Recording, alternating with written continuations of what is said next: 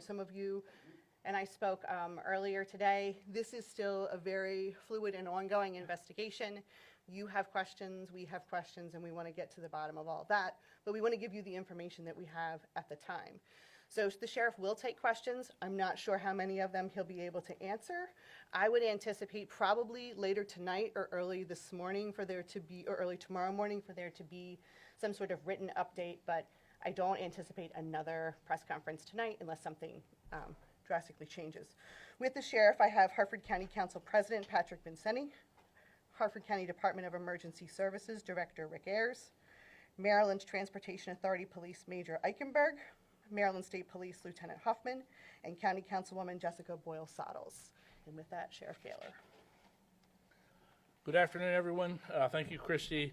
I'd like to start off by offering our prayers and thanking our community for the support that we've seen through social media, knowing that one of our deputies was seriously injured in today's incident. I can say, having been up to the scene, that we are very, very fortunate that we are not talking about a police officer fatality today. By God's good grace, we are not standing here having that discussion. Again, thank our community, everybody. Council President Vincenti was the first to reach out to me, and the Councilwoman Jessica Boyle-Sottles. It's her district where this horrific incident took place today. So in summary, and as Christy said, this is still so very early on. An active investigation. We have investigators at the hospital. We have investigators at Upper Chesapeake Hospital. We have investigators at the scene, at multiple scenes. So it's very fluid. I'm going to try to give you the best of what I have and what we know at this point, with the caveat that it is subject to change depending on the situation. It's all very quick. It's all very early. So earlier today, at around 11:25 a.m., Lieutenant Robert Burgess, who's assigned to our community policing division, was out operating an unmarked unit. He observed a Penske rental truck driving in an erratic and unsafe manner and attempted to conduct a traffic stop on that vehicle up on 136 near Snake Lane, which is up in the Churchville area of the county. The driver immediately fled without giving any indication of stopping, immediately fled the scene. While attempting, or right almost immediately, it was involved in a crash with a U.S. mail truck in the area of 136 Shucks Road, which is south of where the initial observation was. With a U.S. mail truck, there were no injuries in that accident. And a few minutes later, a second collision where that Penske truck struck a passenger vehicle at Carson's Run and Route 22, which is getting closer down to the I-95 interchange, the heat center, that area, if you're familiar with where that is. And I think there were multiple passengers in that car, but there were thankfully also no injuries. The driver then entered I-95 going south at about 11:45 a.m. And Maryland State Police, I believe at that point, joined the pursuit. And at some point, the Maryland Transportation Authority were also there assisting us. The driver continued to drive erratically, going northbound in the southbound lanes. The Lieutenant Burgess observed the vehicle south of 95, and while he was attempting to deploy stop sticks when the vehicle made several swerving movements, striking several other vehicles along 95. I have not heard that there were anyone injured in these other accidents, and they're not accidents. He was intentional with what he was doing, trying to avoid the stop sticks. Came around from the left lane over through traffic to the right side, where he struck the lieutenant as he was out of his vehicle on foot. The vehicle then continued southbound and at some point crossed over to the northbound lanes, where one of our deputies used his vehicle to force the Penske truck off the side of the road.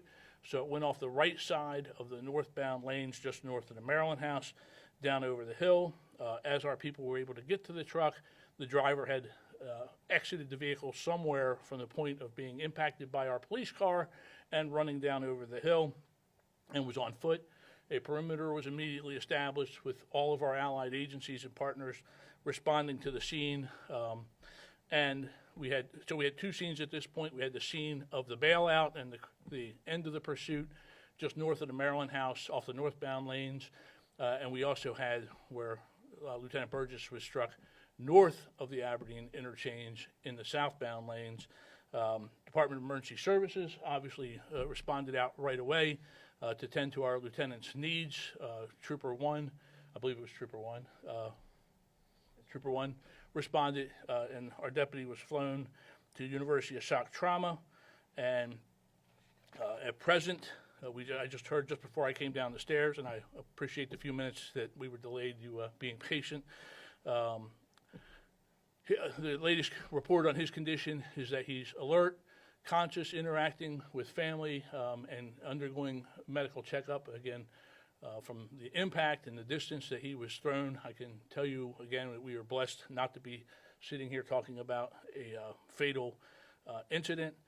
A suspicious person was located off of the southbound lanes near the Route 24 interchange, which is exit 77, by one of our deputies in the area. A lookout was given. We encountered this subject. The initial interaction, he was non-responsive. We called for a medical unit. He has been transported to the hospital for observation. We are still working to determine if and how he may be involved in this incident. The detectives from the Harford County Sheriff's Office Criminal Investigation Division have assumed the complete investigation, and will work with our partners and work tirelessly to find the person. If it's not the one that we have already encountered, then who's responsible for this. The truck itself, as I said, it's a rental truck. In the truck, box-style truck, in the truck, there is a container of cooking oil, which we understand, we have linked it back, investigators have already linked it back to a theft that occurred today at the Applebee's in the city of Aberdeen. And apparently that's the motivation, what assumed to be the motivation for fleeing the attempt at the initial traffic stop. Lieutenant Burgess is a 29-year member of this office. He began his career in corrections and moved over to law enforcement in 1998. And as I said, he's currently assigned as the Assistant Commander of the Community Services Division. He was transported to shock trauma, and again, he's alert and conscious. And again, I want to thank all of our partners, the Aberdeen Police Department, State Police, Transportation Authority Police, Baltimore County Police, who sent their tactical team up to assist ours in the perimeter and the manhunt search. Department of Emergency Services, obviously our partner, the Abingdon and Aberdeen Volunteer Fire Companies, and the State Highway Administration. And I know I'm probably missing some of the partners we had out there. Also want to note, that's the most major thoroughfare, the largest thoroughfare on the East Coast, and we shut down both directions, obviously, for a long period of time, and, to do what has to be done to preserve public safety and to look for the suspect and tend to our injured deputy. I understand frustration, and I appreciate the patience of all the people going north and south who spent a whole lot of time out there on I-95 today or on our other roads trying to divert around the scene. As Christy said, I will take some questions. Again, it's very, very early, so I don't know what I can answer or what I'm going to be able to answer. I'm probably going to look for permission from the investigators before I do that. So with that said, I'll take with questions. Sheriff, you said the lieutenant was struck when he was out of his vehicle. What was the nature of him being out of his vehicle? He was out getting his stop sticks deployed on the interstate highway. I sort of have a two-part question. First, can you give us the correct title and spelling of the lieutenant's name who was struck? And my second part of the question is, you mentioned a number of cars between the initial stop and on the highway that were struck. Do we have an estimate of how many cars? I know you said no injuries, but do you know how many cars the Penske truck actually struck? On 95, I believe it was a tractor trailer, there was a Tesla, and I believe there was one other car. There were three cars, at least three that were hit on 95, in addition to our police car and the deputy who was on foot. His car was also hit. You said you found somebody who was unresponsive. Can you elaborate on that? What do you mean by unresponsive? There was a lookout given. I didn't, the second part, we'll get you the name, but it's Lieutenant Robert, R-O-B-E-R-T, Burgess, B-U-R-G-E-S-S. I'm sorry, give me. Yeah, the unresponsive person. Yes. We had a lookout, I guess a caller came in through the dispatch center, which was overseen by Department of Emergency Services.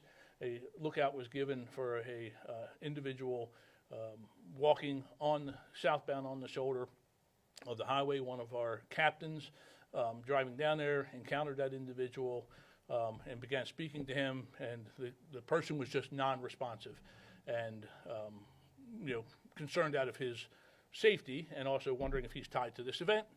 He asked for a medic unit to respond. They came and transported him to Upper Chesapeake, where he is at present, being tended to. Comments from potential witnesses in Facebook that have said that they saw that the Penske truck's tires may have been blown out before the actual crash. Is that the case, and do we know if that's connected to the officer trying to lay out those?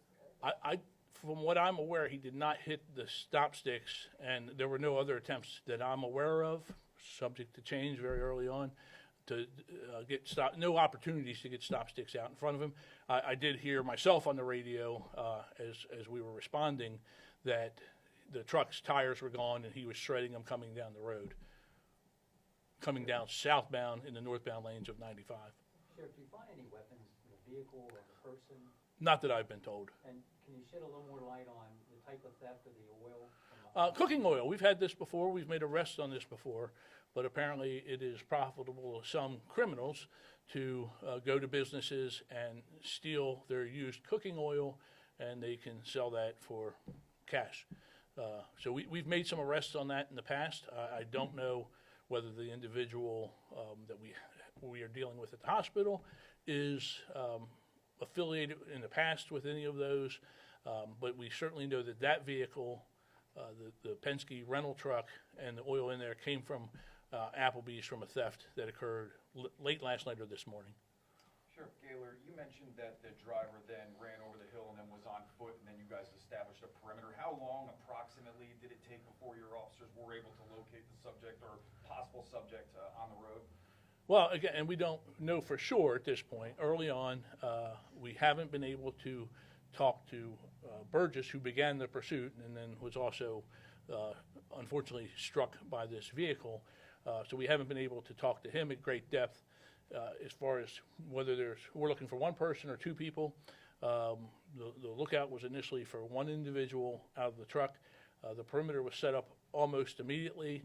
It's a good probably 5 miles from where the pursuit ended and the truck is in the woods down to where we encountered this other individual. Sheriff, can you just talk about how important it was for your officers to have the type of interactions they did, the things that ended up stopping the truck, like putting out the stop tracks and even having that pit maneuver to stop the truck? How important was it to get that truck to stop as soon as possible, specifically because it was driving into oncoming traffic? Certainly. Anytime you have a pursuit, there's a danger to the public, there's a danger to the person fleeing, there's a danger to the police officers involved. And we've seen all three of those things in this instant. We do not like, contrary to what you see on TV, we do not like pursuits. And when you're driving a larger single unit vehicle and you are just running into cars and you are getting the wrong way on the interstate, there's a lot of concern on everybody's part about the safety. So I'm pleased that we were able to get it stopped.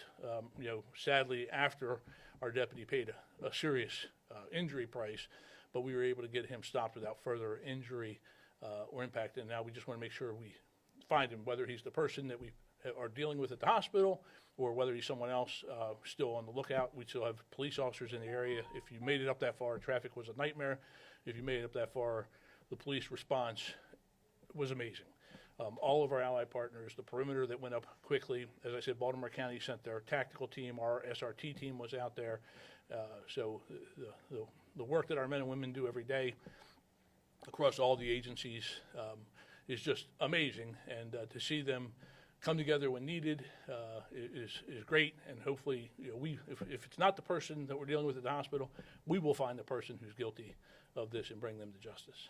Any message to the community to maybe help with those efforts? I mean, there were a lot of cars who were witnessing this happen, whether they were witnessing it oncoming or across the highway. Any Well, I would say if you have information that you think may benefit us, our investigators are working diligently. I'll have Christy get the best email address or phone number to call and provide it to you all before we leave here today. But certainly, if you think you have information that you think can be beneficial to the investigation, we want to know about that. If there's a tip, we want you to share that with our investigators. And speaking of that, any witnesses see an individual leave the truck, and what tools are available to help you tie that person to the truck or not?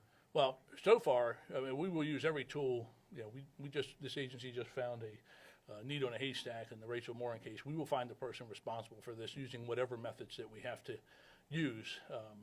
This is Harford County. We don't tolerate the criminal behavior that other jurisdictions want to invite there.